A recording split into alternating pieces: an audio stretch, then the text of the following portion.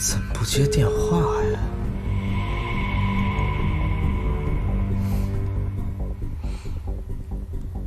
真生我气了。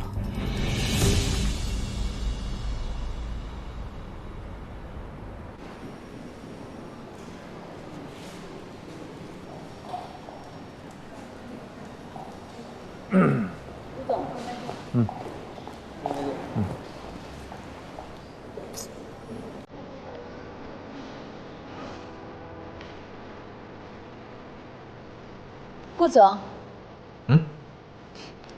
有事儿？我就是想谢谢您。那天在公司，我还以为我待不久了，没想到。谢谢顾总您赏识我。